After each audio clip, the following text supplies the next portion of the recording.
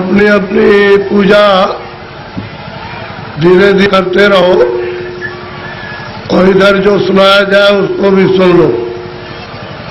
पूजा बच्चे बच्चियां अपने करते रहें और जो पूजा कर ले वो यहाँ बैठ जाओ। थोड़ा सा कान लगा के सुन लोगे तो जीवन तुम्हारा ये सार्थक बनेगा।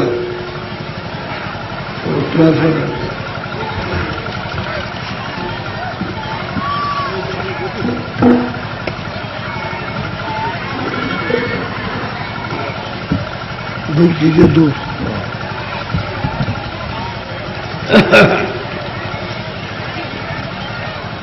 जय गुरुदेव,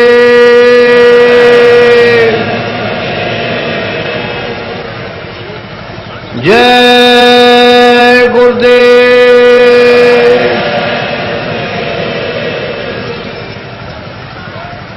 जय गुरुदेव, जय गुरुदेव। नाम किसका? जय गुरुदेव। नाम किसका? जय गुरुदेव। नाम किसका? मन तू भजो गुरु का नाम,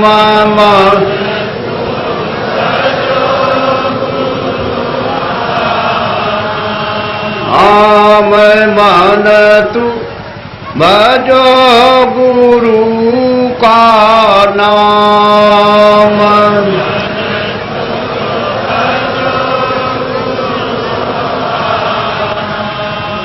दया मेरे से नर्तन पायो,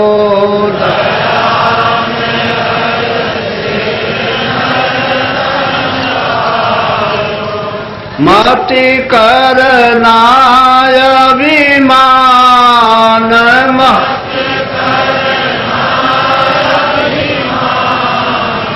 मन तू भजो गुरु का नाम,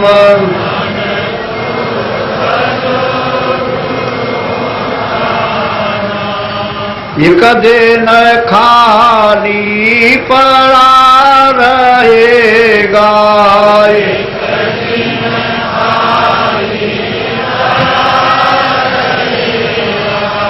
जाई बसे शमशान,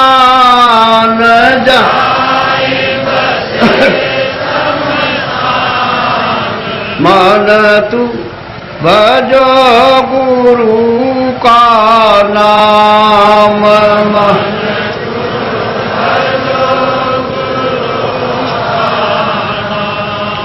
जो धन तुझको दिया गुरु ने, जो धन तुझको दिया गुरु ने, इससे कर कछु काम, इससे कर कछु काम, मन तू भजो गुरु का नाम,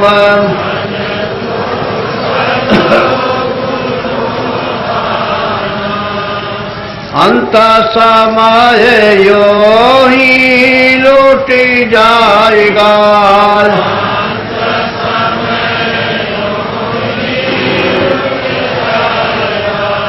संग न जाई छदाम,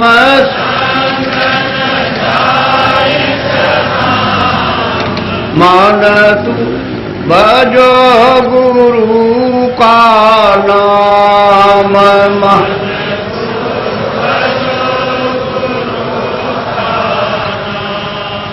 यह संसार रहने का सुपनाय,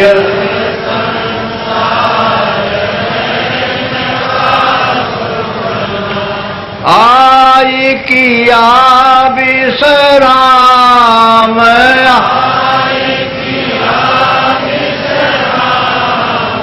मान तू भजो गुरु का नाम।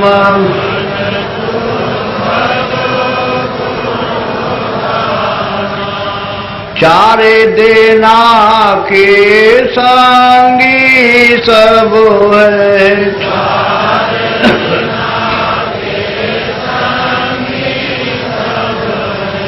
अंत न आवे कामया।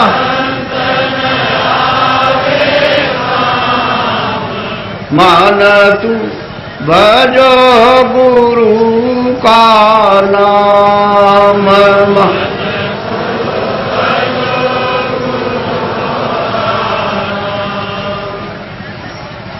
तासे चेत करो सतसंगते,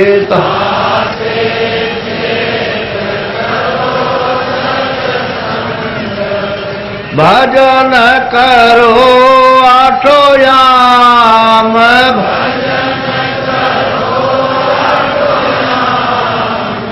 मान तू भजो गुरु का नाम। मान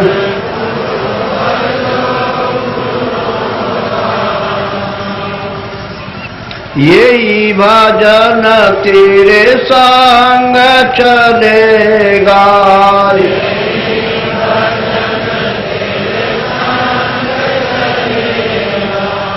पावेगा या राम।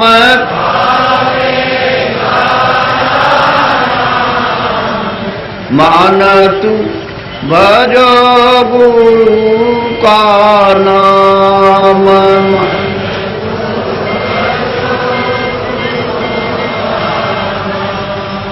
दया मेरे सते गुरु से लेकर,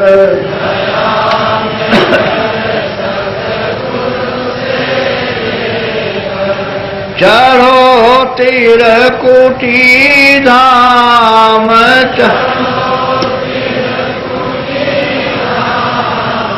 मान तू भजो गुरु का नाम।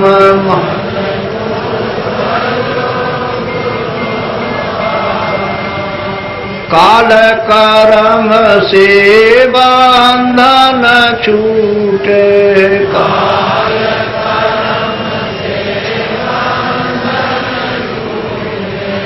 मिले पुरुष सतनाम में। मान तू भजो गुरु का नाम।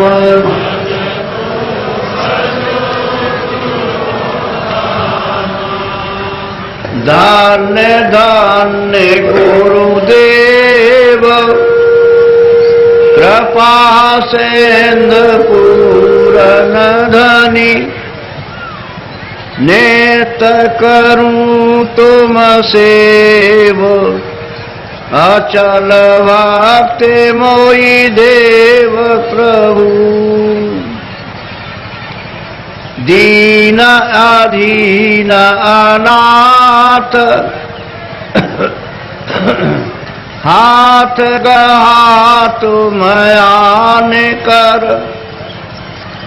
अब राखो नित साथ, दीन दयाल कृपा निधे। जय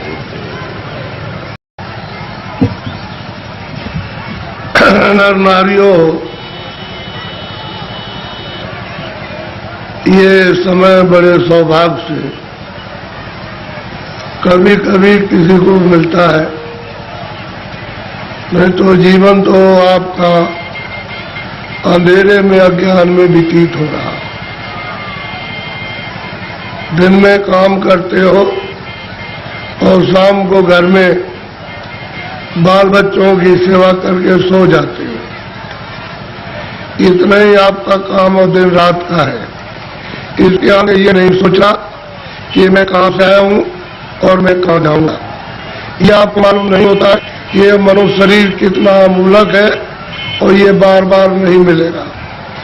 ये आपको किसी ने नहीं बताया कि इस मनुष्य शरीर का असली काम, असली उद्देश्य, किस काम के लिए आपको यहाँ मृतलोक में ये दिया गया है। इसको सब लोग बस इस झगड़े झंझट में, खाने पीने में, उठने बैठने में, लड़ाई झगड़े में, इसमें सब बिता देते हो। रात को भी वही संकल्प देखते हो और दिन को भी वही देखते हो। ना आपके हाथ में रात का पड़ेगा और ना आपके हाथ में दिन का पड़ेगा। ये मनुष्य शरीर थोड़े दिन के लिए अपने आप को मालिक ने दिया और आगे देखो मेरा ये मनुष्य शरीर दिया हुआ ये साफ सुथरा है और तुम इसमें बैठकर अपनी जीवात्मा का कल्याण, अपनी जीवात्मा को भगवान के पास में पहुंचा दो। हमारे मकान को गंदा मत करना, मैं तुमको तो किराए पर देता हूँ, भाड़े पर थोड़े दिन के लिए, समय पूरा होते ही मैं आ जाऊंगा और तुमको मकान से बाहर निकाल कर और मैं अपना मकान ले लूंगा। उसने ये कहा मेरे मकान में गंदगी मत जमा करना। तो आपने उसके अमूलक मकान को जो आपको दिया गया है उसमें कूड़ा कचरा, पाप और पुण्य, अच्छा और बुरा आपने इसमें भर लिया। अब श्वासों की पूंजी खत्म हो रही है तो वो आने वाला है और सामने खड़ा हो गया कि मकान को खाली कर दो। अभी आप क्या करोगे? उसके सामने होश उड़ जाएगा, आंखें बंद हो जाएंगी, कान बंद हो जाएंगे, जबान आपके मतलब ये वो भी बंद हो जाएगी, बुद्धि जो है वो पागल हो जाएगी, कहेगा निकलो मकान। पहचानना भी बंद, सुनना भी बंद, बोलना भी बंद, समझना भी बंद और मनुष्य रूपी इस किराए के मकान से जीवात्मा को निकाल करके बाहर करेगा। फिर तुमको ले जाएगा और वहां पर हिसाब करेगा कि तुमने कितना पाप किया और कितना पुण्य किया। उसी कर्म के आधार पर तुमको पशु में, पंछी में, कीड़ों में जाकर के बंद कर देगा। फिर ये मनुष्य शरीर आपको नहीं मिलेगा। ये अमूलक उसने आपको ये निधि दी है। हमको ये चाहिए कि इसमें जीवात्मा बैठी उसको जगाया जाए। तो आप किसी से रास्ता पूछते नहीं हो, भाई किस रास्ते से भगवान देखा जाएगा, किस रास्ते से मिल जाएगा। कोई रास्ता है मनुष्य रूपी मंदिर में, तो सबके पास भगवान के पहुंचने का रास्ता मनुष्य रूपी मंदिर में, कहीं बाहर नहीं है कि तुम पूरब में जाओ, पश्चिम में जाओ, उत्तर में जाओ। तुम्हारे मनुष्य मकान में उसके पाने का, देखने का, दर्शन का और जीव को ये नहीं मतलब यह है कि पार करने का इसी से रास्ता।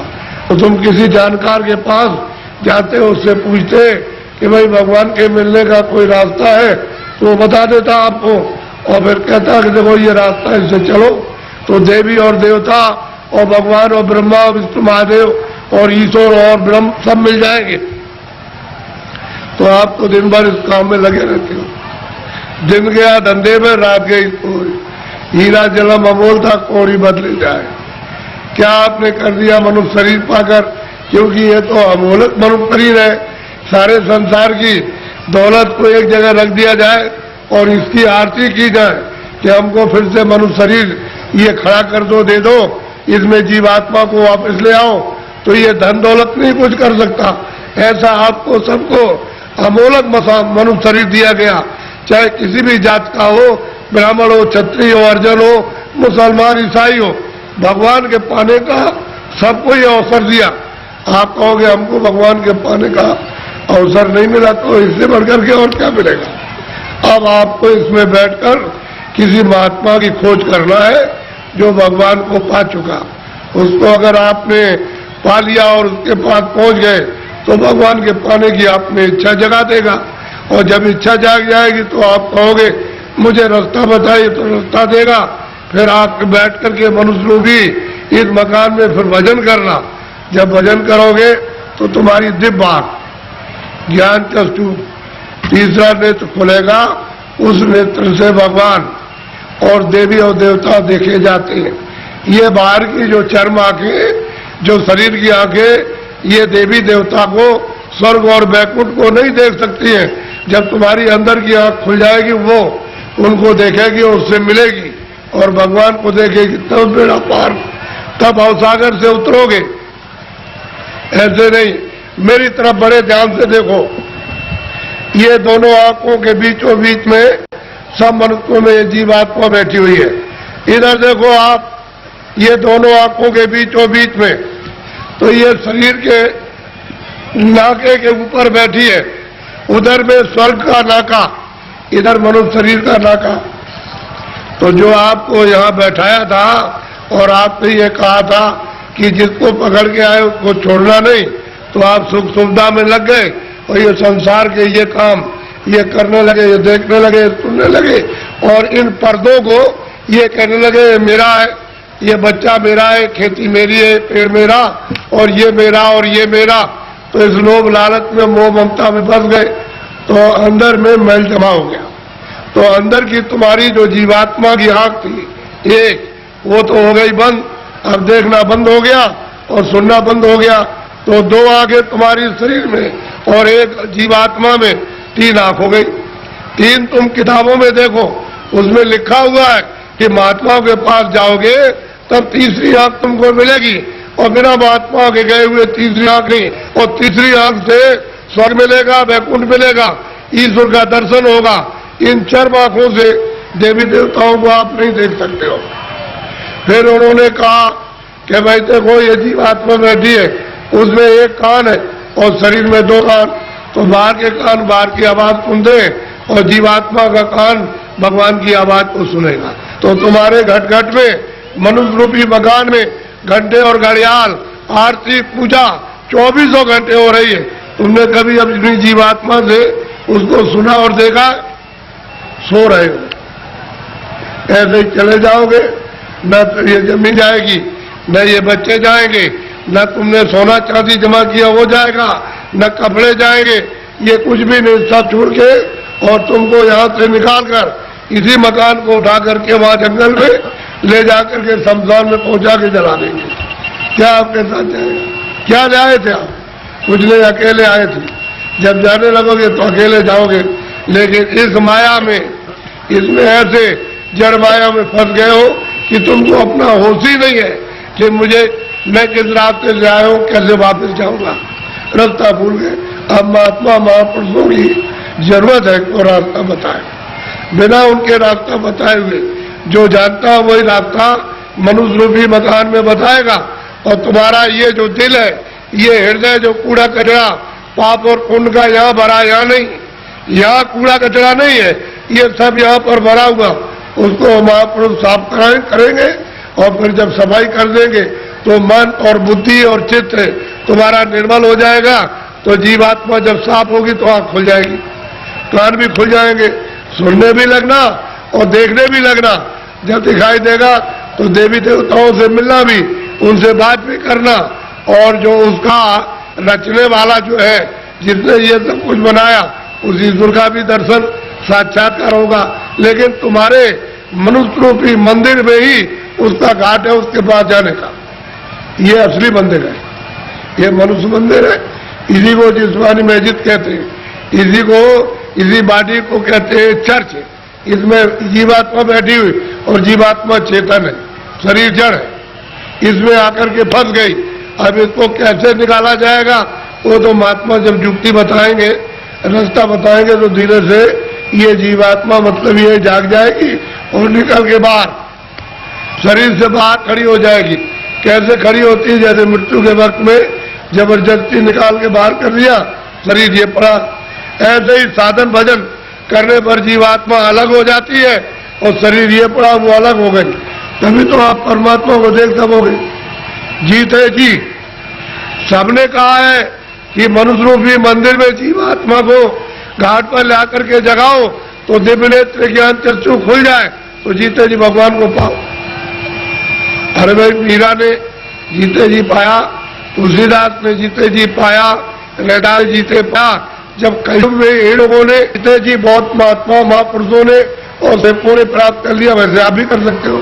लेकिन कोई महापुरुष प्राप्त करने वाला मिलना चाहिए, वो नहीं मिलेगा तो जीवन अपना ऐसे ही चला जाएगा। ये जो आप कर्म करते हो ये इंद्रियों का बाहर का कर्म है, जड़। ये फिर शरीर मिलेगा। अब की बार आंख पे चला गया तो ये गांव आपको, ये बच्चे आपको, ये सब कुछ देखने को आपको नहीं मिलेगा।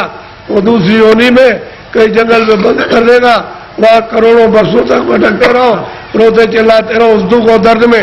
कौन सुनवाई करेगा? और नरकों में भेज दिया तो वहां कितने नाम के नरक है, उसमें सजाएं देगा, वहां से लौट के आ नहीं सकते हो। इस मनुष्य शरीर को सार्थक करो। किसी महात्मा की खोज करके उससे पूछो भगवान के मिलने का कौन सा रास्ता है, तो जो जानता होगा रास्ता तुमको मनुष्य शरीर में बताएगा। फिर घर में आके दिन में खेती करो, दुकान और दफ्तर का काम करो, शाम को बच्चों की सेवा करो और 1 घंटे का समय लगाकर मनुष्य रूपी मंदिर में सच्चे भगवान का अपनी जीवात्मा से भजन, तब वो परमात्मा मिलेगा। जीते जी मरने के बाद बच्चा मिलने वाला नहीं है। तुम ये सोचते हो कि मेरे लोग पीछे के चले गए, वो स्वर्ग चले गए, उनकी कोई चिट्ठी पत्री तुम्हारे पास में आई है कि मैं स्वर्ग में पहुंच गया हूं और तुम यहाँ बैठे हुए हो स्वर्ग के दरवाजे पर, और तुमको भी पता नहीं स्वर्ग क्या चीज है। अरे दरवाजे पे बैठे हो, इधर मनुष्य शरीर का दरवाजा, उधर स्वर्ग का दरवाजा, और मनुष्य शरीर में बैठ करके स्वर्ग में नहीं जा सकते हो तो मरने के बाद पहुंच जाओगे। उनकी तो कोई चिट्ठी पत्री नहीं आई कि मैं यहाँ पहुंच गया हूं, तुम भी चले आना। तुम भी चले आओगे और न तुम जानते हो कि मेरे जाने वाले घर के कहाँ गए, उसका पता तुमको नहीं है। इसलिए मनुष्य शरीर के द्वारा अगर तुम पहुंच गए स्वर्ग में तो पहुंच गए, और ऊपर चले गए तो चले गए, और नहीं पहुंचे तो स्वर्ग जाने वाले मरने की बात नहीं हो। इसलिए खोज करो कि मनुष्य मंदिर है, ये असली मंदिर में घंटे घड़ियाल 2400 घंटे परमात्मा के बज रहे। लेकिन तुम्हारी अगर आंख बंद हो जाए, कान बंद हो जाए तो बाहर से न तो सुनाई देगा न दिखाई देगा। इसी तरह से तुम्हारी अंदर की दिव्य आंख और दिव्य कान तुम्हारे बंद हो गए तो सुनाई और दिखाई नहीं देता। तुम्हारे अंदर के वो दिव्य आंख और दिव्य कान खुल जाए तो सुनाई देने लगे, दिखाई देने लगे। मंदिर में सच्ची आरती करो तो खुश हो जाएगा, प्रसन्न तुम्हारा हो जाएगा कल्याण। पूजा करो, प्रेम के साथ पूजा कर लो, लेकिन देवता से ये कहो कि मुझे सद्बुद्धि दो कि मनुष्य रूपी मकान में बैठकर मैं अपनी जीवात्मा को जगाऊं और दिव्य नेत्र खोल करके आपका सच्चा दर्शन करूं। ये ठीक, और मांगो कि कोई महात्मा जानने वाले मिल जाए जो वहां तक पहुंचे हो देवी देवताओं के पास और उस परमात्मा के पास, और वो हमको रास्ता बता दे और उनकी कृपा से और दया से रास्ता पा जाए हम आपके पास और भगवान के पास पहुंच जाए।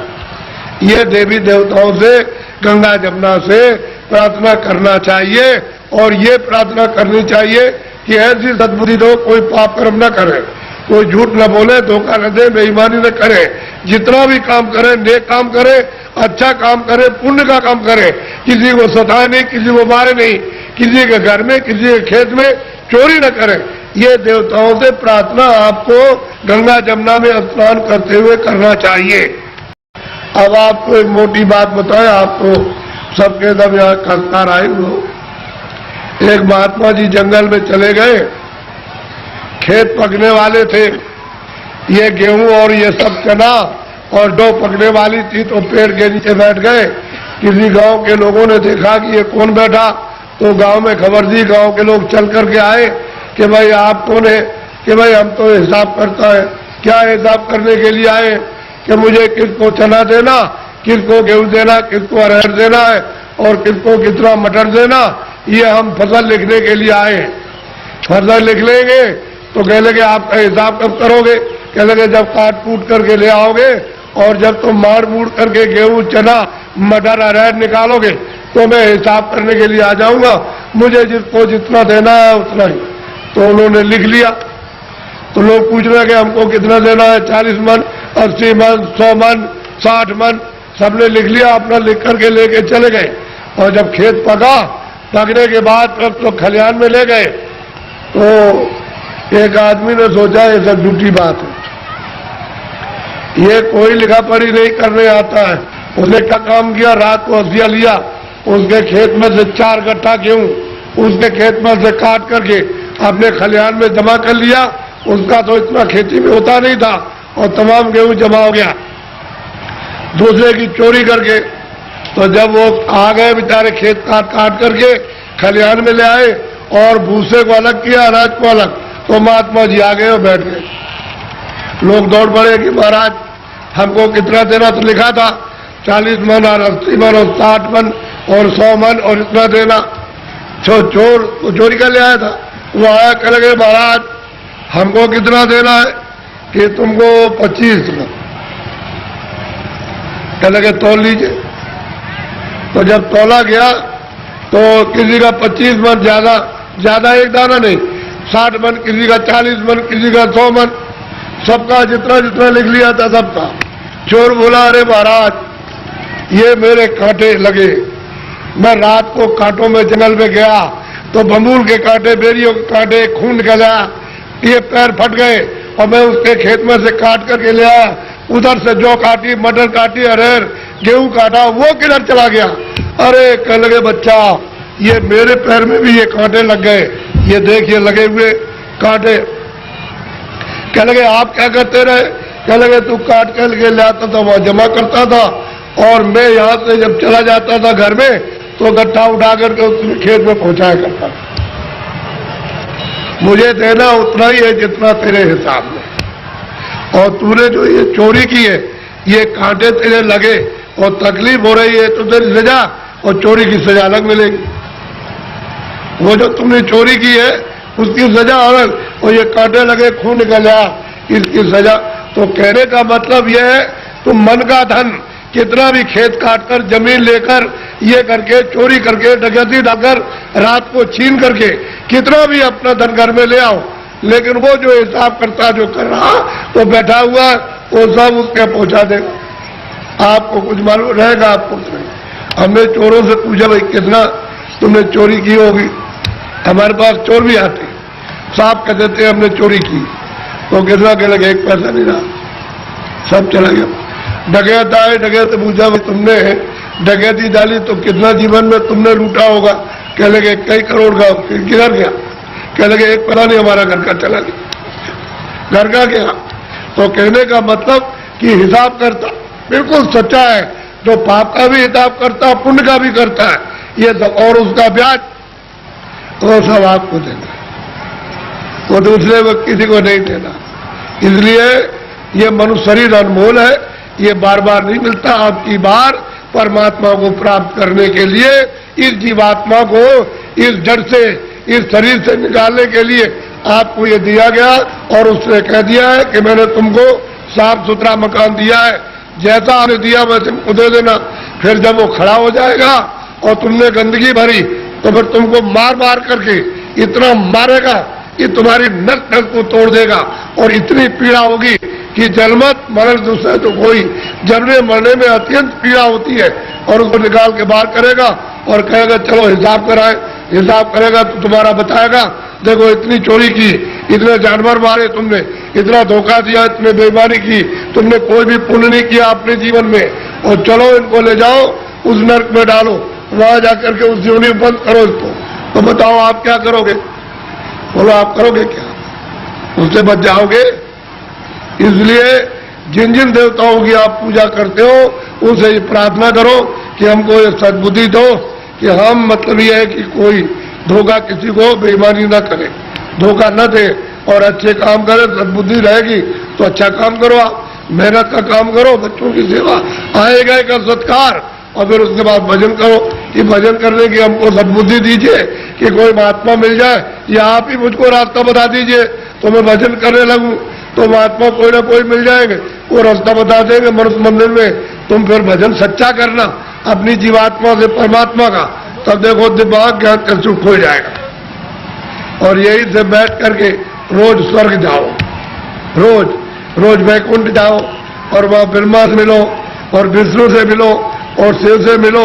लेकिन आप बाहर से इन चर आंखों से आपको क्या पता है, इधर से गए उधर धोखा देने लगे, उधर किसी का खेत लूटने लगे, किसी को मारपीट करने लगे, तो फिर देवता की पूजा क्या हुई। ये मनुष्य शरीर फिर नहीं मिलेगा, आपको अमूलक अबकी दे दिया गया। इसलिए इसको बचाओ। अभी तक जो कुछ भी किया है गुनाह अब उनको तो छोड़ दो, अच्छे काम करो, अच्छे काम करो, जीवात्मा को जन्म मरण से बचाओ, 84 से नरकों से, नहीं तो ये जाने वाली है। और मनुष्य शरीर ये खाली होने वाला, ये तो किराए का मकान है। ए बच्चे बच्चियों, ये किराए का मकान है। वो ये नहीं देखा गया 2 बरस का है, 4 बरस का है, 10 का है, वो 20 साल का है, 50 का, 100 की पूंजी आपको दी जाती है। जिसकी पूंजी खत्म हुई और फिर खड़ा हो जाएगा, निकलो उसी वक्त निकाल के। तुमको खेत में रहोगे, खेत में, बाहर रिश्तेदारी में आ रहे रास्ते में, वहीं पर उसी जगह पर सो रहे हो, उसी जगह खा रहे हो, पूंजी खत्म हो गई, उस जगह निकाल बाहर करें। बताओ फिर आप क्या ले आए थे? अच्छा क्या ले जाओगे बताओ? ये किराए का मकान हमारा भी है, हमको भी ये खाली कर दो, क्या हम ले जाएंगे? हमारा ये भी नहीं जाएगा, इसके साथ कुछ और जाएगा, एक सुई की नोक नहीं जाएगी। जब ये नहीं जाएगा, वो सामान तो वो पड़ा, ये पड़ा, इसको उठा करके उधर जंगल में फूंक देंगे, उधर ले जा करके, और न ये सामान मिलेगा और न ये उससे मिलेगा, न ये उसको देख सकता है, न सामान इसको देख सकता है। ये भी जड़ है और सामान भी जड़ है। और फिर चेतन में आप बेचारे चेतन को आपने क्या किया? गड्ढे में डाल दिया। इस चेतन की पूजा तब होगी जब चेतन को जगा लो, जीवात्मा को जगाओ, और दरवाजे पर दोनों आंखों के मध्य में जाग जाए, उसकी गंदगी दूर हो जाए, तब परमात्मा की पूजा करे, तब मिले। सुलभ है, सीधा है, आसान, सब कर सकते हैं, स्त्री बच्चे पुरुष, खेत में खलिहान में, घर में, सुबह और शाम। तुम 1 घंटा समय नहीं निकाल सकते हो 24 घंटे में परमात्मा को प्राप्त करने के लिए, और मैं इसी में समय सो करके और खा पी करके बिता रही। ये धिक्कार है ऐसे जीवन। तो देवी देवताओं से जिनको आप मानते चले आओ, उनसे प्रार्थना करो कि हमको सद्बुद्धि दीजिए कि हम भौतिक चीजें समझ सके, और फिर अपनी जीवात्मा को जगाने के लिए कोई ऐसा रास्ता हमको दिखा दीजिए, सुझाव हमको दे दीजिए, तो हम वहां पहुंच जाए, वहां रास्ता पा करके रास्ते से निकल जाए। तब ये जीवात्मा की गति यानी होगी छुटकारा, तब इसको छुटकारा होगा, तब मुक्ति और मोक्ष मिलेगी। नहीं तो परमात्मा क्या कुछ भी नहीं प्राप्त कर सकते हो, न देवी देवताओं के पास पहुंच सकते हो, न स्वर्ग वैकुंठ में, न मनुष्य पा सकते हो। तो ये भटकती रहेगी जीवात्मा, जैसे पशु पक्षियों में, वो भी तो जीवात्मा यही है, इसी मनुष्य शरीर से उसमें बंद की गई। ये कुत्ता हो गए, बिल्ली हो गए, गधा हो गए, चूहा हो गए, ये इसी में से गए। अब उसमें भोगने के बाद फिर इसमें आएंगे तो फिर वही काम करो, फिर उसी में जाओ। तो बस यही लगा रहेगा, आना और जाना, रो चिल्लाओ, और कोई तुम्हारी सुनवाई नहीं। अरे कोई सुनता है? आदमी को जंगल में मार रहा, तुम सुन रहे हो उसकी तकलीफ को? पशु बीमार है, उनको आप मार रहे हो डंडे से, और चलो चलो, उसको बुखार चढ़ा, सिर में दर्द है, उसको भूख लगी है, प्यास लगी, वो बेचारा, तुम उससे पूछ रहे हो कि तुमको प्यास लगी है, वो बता देगा। अरे मनुष्य शरीर अमोलक है, ऐसा शरीर फिर मिलेगा नहीं। और कोई ऐसे काम, कोई कर्म नहीं कर रहे हो जिससे मनुष्य शरीर पा जाओ। जो भी कर्म करते हो मनुष्य शरीर से नीचे जाने के, चारों खानों में जाने के और नरकों में जाने के काम कर रहे हो, तब आपको उस समय पर कोई बचाएगा नहीं, न रिश्तेदार, न भाई, न बहन, न पति, न पत्नी, न बच्चे, न बच्चों को माँ बाप, कोई न धन न दौलत, कौन इसको बचाएगा आकर? सब ये अलग अलग पड़े, सब अलग हो जाते हैं। इसलिए आप लोग थोड़ा सा कुछ समझ लो कि मैं किस लिए आया हूं। यहाँ आपके बाईपास पर मथुरा में सत्संग होता है, तो आप जरा सा वहां थोड़ा समय देकर के समझ लो। अगर अच्छी चीज मिल जाए तो ले लो, और नहीं अपने घर चले जाओ। अमोलक चीज मिले तो ले जाओ, और नहीं तो अपने घर में रहो, जहां भी मिल जाओ वहां चले जाओ, तुमको सुलभ है। मैं आपको ये सलाह दूंगा कि जहां भी उस परमात्मा को प्राप्त करने वाले महात्मा इस मनुष्य रूपी मंदिर में मिल जाए, वही चले जाइए।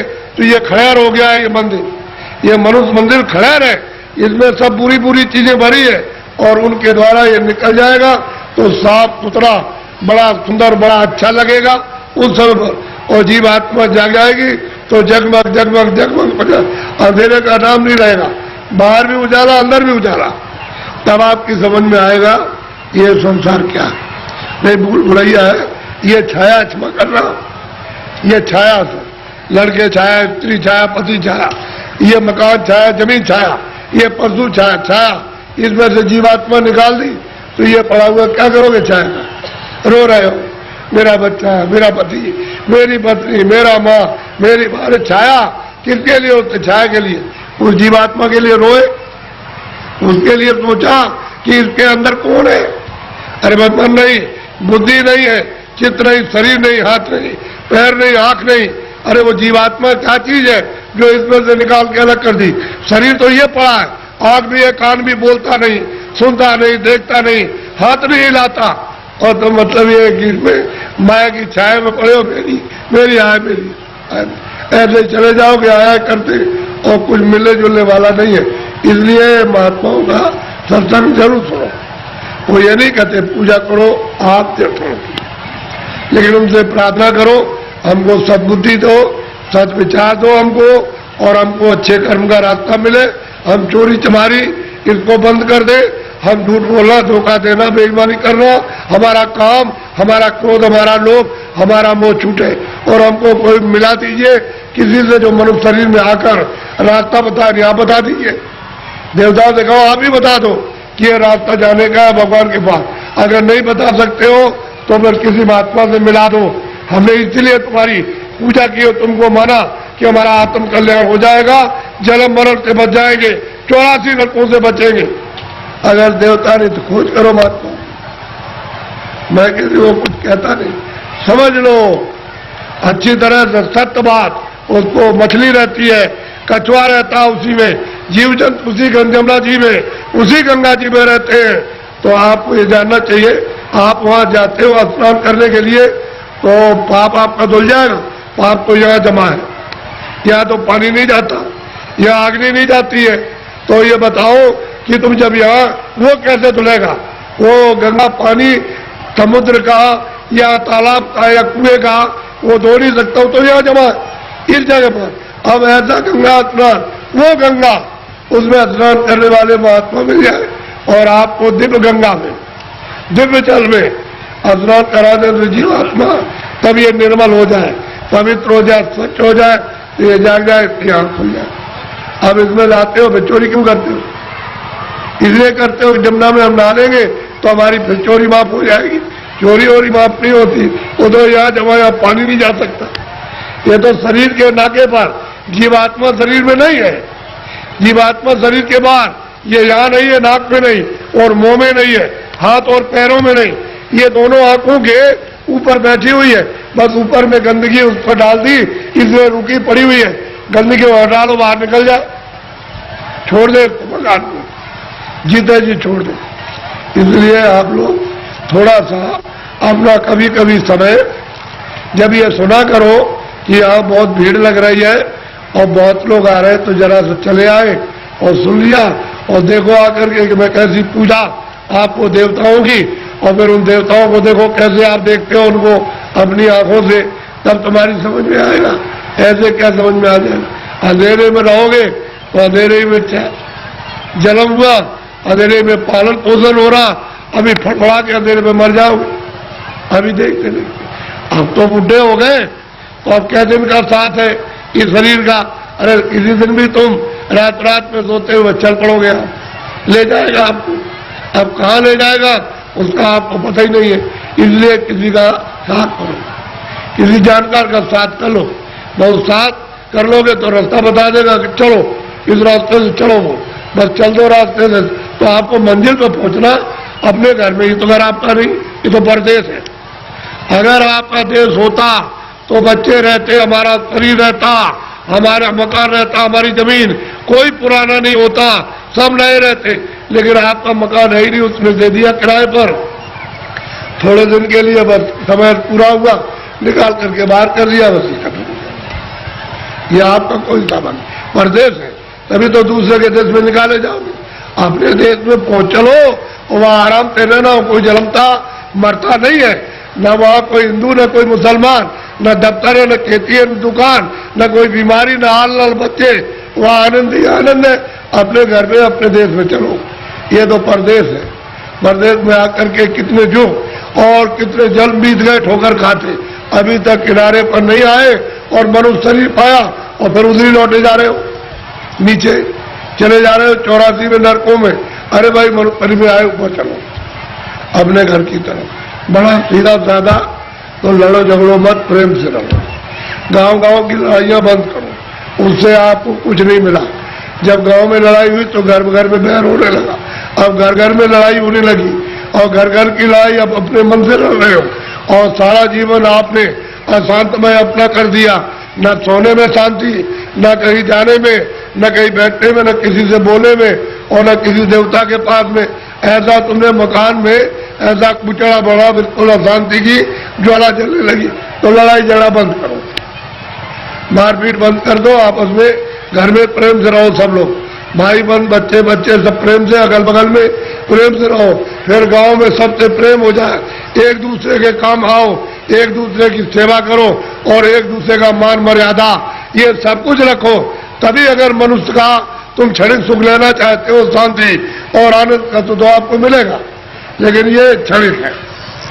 जब तक जीवात्मा मनुष्य मंदिर में जगाओगे नहीं और दिव्य नेत्र नहीं खोलोगे, तब तक तुमको आत्म और परमात्म शांति नहीं मिल सकती। ये कुछ नहीं, ये तो इंद्रियों की क्षण। यदि ठंडक आ रही है, उससे मन इंद्रियों के दरवाजों पर बैठ करके वो क्षणिक रस लेता है कि और मिल जाएगा, और मिल जाएगा, धन में और मिलेगा, बच्चे में और मिल जाएगा, इसमें और मिलेगा, उसमें मिल जाएगा, उस काम में व्यापार में मिल जाएगा। मिलता तब कुछ नहीं, सिवाय तकलीफ के और कुछ आनंद नहीं मिलता। और आपने सब प्रयास किस लिए क्या? सुख मिले, हमको शांति मिले, हमको आनंद मिले, और उसमें से इतना सब कुछ करने के बाद न शांति मिली, न सुख मिला, न आनंद मिला, न ज्ञान मिला, और आग जलने लगी। ऐसा जीवन आपका बड़ा ही कलुषित और बहुत ही मतलब खतरनाक अपनी आत्मा को गड्ढा के गिराने में हो गया है, और दरवाजे बैठ गए जाने वाली। इसलिए बचो, अभी बच सकते हो मनुष्य शरीर में, और बाद में फिर बचने का रास्ता नहीं। इसलिए इसको सोचो कि मैं कहां से आया हूं, मैं किस लिए मनुष्य शरीर में आया, फिर मैं अगर जाऊंगा तो कहां जाऊंगा। ये तीनों प्रश्न तुम किसी से करने लगो, और जो इसका जानकार होगा कि तुम वहां से आए हो, इसलिए आए हो, और तुम कहां जा रहे हो, ये तीनों चीजें आपकी बता देगा। तब आपकी समस्या का, बुद्धि का असल में सच्चा विवेक तब आएगा, और तब समझोगे आप। और बताएगा देखो ये कुछ नहीं है, ये कुछ नहीं है, तुम कहां से आए, बताएगा वहां सब कुछ है, यहाँ से वहां चलो, वहां सब धन है, सब सुख है, सब आनंद है, सब शक्ति है, सब ज्ञान है, और सब सुंदरता है, अमृत ना भरा हुआ सागर भरा, सब बताएगा आपको। लेकिन जब नहीं मिलेगा कोई, तो जीवन चला जाएगा बेकार, व्यर्थ खो दिया आपने। ये जवानी और मनुष्य शरीर, जवानी भी गई, बचपन तो कुछ कर नहीं सकता है, बाल अवस्था तो कुछ नहीं करती, किशोर भी नहीं, जवानी में आए और बुढ़ापा भी कुछ नहीं कर सकता। तो जवानी में मस्ती में, बेकार में, उलझन में आपने खत्म कर दी। अब आगे चलने के देने तो फिर तुम्हारे बच्चे ही जवाब देने लगे, अरे उधर बैठ जा, तूने जवानी में बहुत कुछ किया। तो आपको हो जाएगी तकलीफ कि तुम मेरा बच्चा और मुझसे इस तरह से कह रहा। अब वो जवानी का उस पर जोम चढ़ा है, तुम पर बुढ़ापा के अलग कर देगा, चुपचाप बैठे रहो। घर में जो बहुएं आएगी, तुमको रोटी समय से दी और नहीं दी तो शाम को देगी, कभी शाम को नहीं तो सुबह देगी, और तुम कहोगे उसमें कि हमने इतना पालन पोषण किया और ये बच्चे हमारी बात, और बहुएं नहीं मानती है।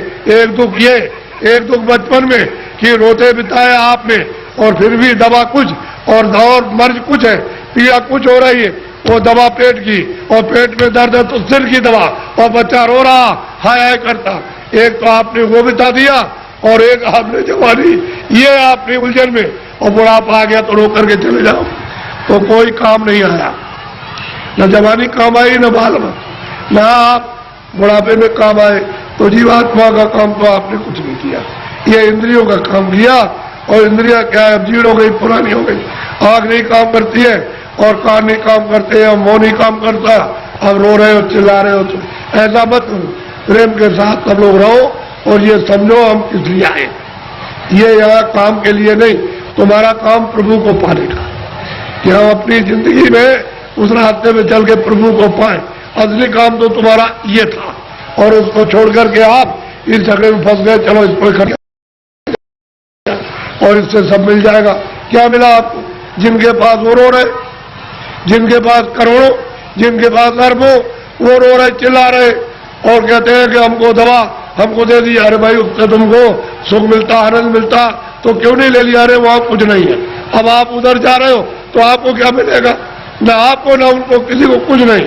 दिन में काम करते, शाम को बच्चों की सेवा अपना फर्ज अदा करते और उसके बाद बैठ करके थोड़ा भजन करते मनुष्य मंदिर में, तो ये जीवात्मा सच्चे धन को प्राप्त करती। सच्चा जन मिलेगा नहीं, किसका कल्याण होगा? जीवन ऐसे ही चला जाएगा। तो मैं तो इसलिए चलाया कि हमारे गांव वासियों ने बहुत ही लोगों से कहा कि बाबा जी को ले आओ जरा, मैं दर्शन करूंगा। तो मैंने भी कहा चलो मैं भी दर्शन करूंगा। मेरी भी तो इच्छा दर्शन करने की है। अगर आपकी इच्छा हुई है दर्शन करने की तो मेरी भी आपके दर्शन करने की इच्छा हुई। तो आदान प्रदान का दर्शन, दर्शन देना और दर्शन करना, इसी के बीच में, अरस परस के बीच में अगर कोई चीज मिल जाए तो उसको ले लेना चाहिए। कि भाई किसी के पास अमोलक चीज है और मिलती है जो सोने चांदी से बहुमूल है, वो अगर उससे मिल जाए तो आपको ले लेना चाहिए। इसी को कहते दर्शन परसन, दर्शन परसन। तो आप देखने आए हो हमको और हम आपको देखने आए, इसी के बीच में कुछ मिले तो ले लेना चाहिए। और ये नहीं ले लो तुम्हारा दुर्भाग्य, ऐसे ही खाली चले जाओगे, इधर कुछ नहीं, खाली जाओगे कुछ नहीं। किराए का मकान ये खाली होने वाला, मेरा भी खाली होने वाला, बहुत तुम लोग, मेरा भी मकान खाली होने वाला। अरे ये खाली होने वाला, ये मेरा मकान नहीं है। ये तो जितना वो अपना कहेगा क्या ये मकान, उसके मकान में काम कर लिया तो उससे कहेंगे आपकी बड़ी दया हो गई, ये मकान दे दिया, आपके मकान में बैठ करके काम किया, साफ सुथरा अपना मकान ले लीजिए, हिसाब ले लीजिए मकान। तो मकान खाली करना, और इसके खाली होते ही संसार खाली हो जाए, कुछ नहीं। गांव खाली हो गया, जमीन खाली हो गई, सामान खाली हो गया, बच्चे खाली हो, सब खाली, कोई किसी का नहीं। ये है दृश्य मृतलोक का। और आप ये सब कुछ देखते हुए समझ नहीं पाते, क्यों? कि आपको समझ का रास्ता नहीं है। कोई रास्ता अगर बता दे, आपको भेद बता दे, तो ये सब समझ आ जाएगी। और समझना होगा, समझ के साथ ही साथ अपना काम विजन का जो जीवात्मा बसी उसका काम कर लोगे। तो जल्दी करो अपना अपना काम, ये समय निकला जा रहा। ऐसा बोलो जय गुरुदेव, सब लोग बोलो जय गुरुदेव। देखो जय गुरुदेव मेरा नाम नहीं और न आपका नाम, न किसी पशु पंछी का नाम, न किसी पेड़ का नाम। जय गुरुदेव नाम उस मालिक का, उसका नाम है, किसी आदमी का नाम नहीं है। ये नाम हमारा नाम तो है आपका रखा हुआ तुलसीदास, और जय गुरुदेव नाम उस प्रभु का। तो ऐसा आपको शंका हो जाए, भ्रम हो जाए, वो बात तो अलग है, लेकिन ये तो उसका नाम है। तो आप उसके बाद, अरे भाई प्रभु का नाम है तो उसके बाद चलो पहुंचो, उसके बाद पहुंचना चाहिए, तैयारी करो चलने की। सब छोड़ो छाड़ो, दिन में काम कर दिया, शाम को बच्चों की सेवा कर दी, और बस घंटे 2 घंटे के लिए छोड़ दिया, और वही घर ही में रहो, चारपाई में बैठ जाओ, जमीन बैठ जाओ, और बस ये इस मंदिर में इधर से निकल चलो। उसके बाद तैयारी होता है ना, उधर रात होती है। बस इतना ही कूड़ा कचरा जो तुम्हारी जीवात्मा में लदा हुआ, उसकी आंख और कान बंद है, बस उतना ही अंधेरा है, इसको हटवा लो, और हटा करके बस सामने उजाले वो तो तुम्हारी रामायण पढ़ते हो ना, उसमें लिखा है मोह मुदेव नैन त्रिशद में भयो, पुंज चितवत कौशलपुर गयो, मोह विलोक राम मुस्काई। मुझको देख करके और मैं उनको देख करके हाथ पड़े। तो कहते हैं मैं राम के उधर चला गया, उनके उधर में, यानी उधर पेट में नहीं, उस तरफ चला गया। तो उधर तुमने नजर आया और देखो बहुत ब्रह्मांड दिखाया, बहुत से ब्रह्मांडों को गोस्वामी जी महाराज उसी रामायण में कहते कि मैंने अपनी दिव्य आंख, अपने ज्ञान चक्षु से मैंने वहां जाकर के देखा और परमात्मा को देखा साक्षात्कार, और देवी देवताओं को मैंने देखा। तो तुम भी देख सकते हो भाई, वो तो कलयुग था। गोस्वामी जी महाराज तो अभी कलयुग में आए, 1589 में जन्म लिया था, उसके बाद उन्होंने ये सब देखा कृपा से, और देखने के बाद उन्होंने रामायण में लिखा। तो आप रामायण को समझ नहीं पाते हो कि रामायण का वेद कौन बताएगा? जिसने देखा होगा वही तो रामायण का वेद बताएगा, जिसने देखा वो क्या बताएगा? आंख का अंधा कभी नहीं बता सकता, वो तो अंधा आदमी अंधा और बहरा हो तो क्या आपको सुनाएगा, क्या दिखाएगा? जिसके आंख होगी वो दिखाएगा कि रामायण में ये लिखा हुआ, ये लिखा। तो आप रामायण को नहीं समझ पाते हो। रामायण उनसे समझो जिन्होंने वो परमात्मा को और ब्रह्मांडों को और देवी देवताओं को जिन्होंने देखा। ये बड़े अभाग्य। और देखो, आप मुझसे जो भी मदद चाहते हो, जितनी यथाशक्ति इस बुढ़े में, उतनी तो आपकी मदद करेगा। बाहर से भी मदद करेगा, अंदर से भी करेगा। जीवात्मा के लिए भी करेगा और शरीर के लिए भी, दोनों तरफ। क्योंकि बाहर से भी करेगा तभी समझ में आएगा कि अंदर भी होगा। नहीं, बाहर से नहीं करेगा तो अंदर से कैसे समझोगे?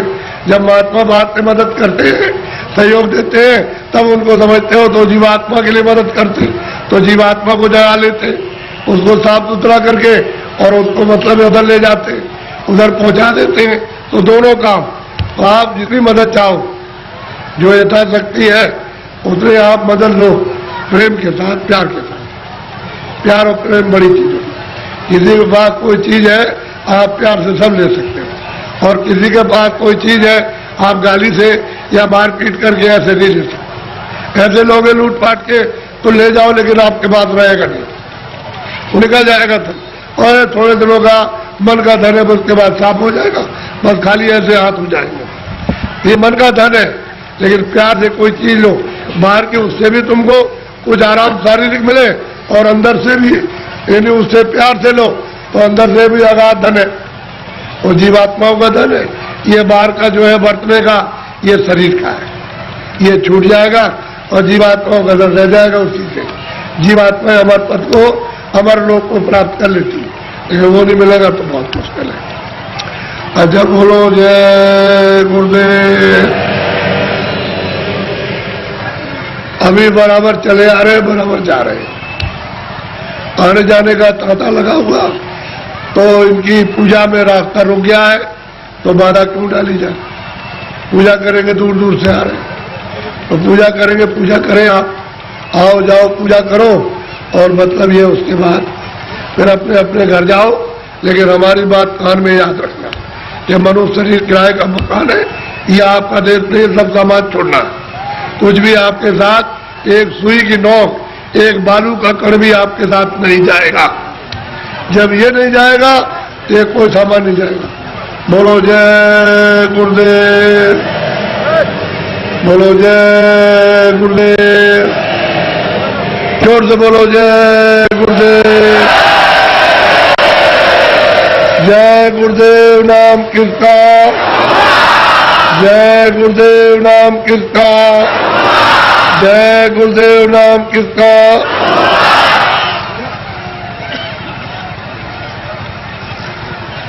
खड़े हो जाओ।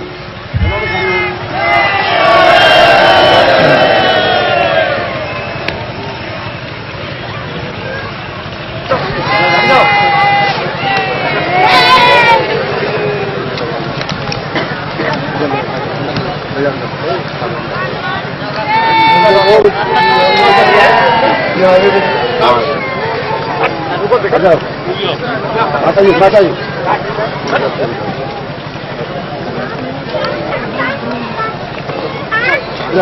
चलो चलो बच्चे लोग, चलो, अरे देखो, हटो,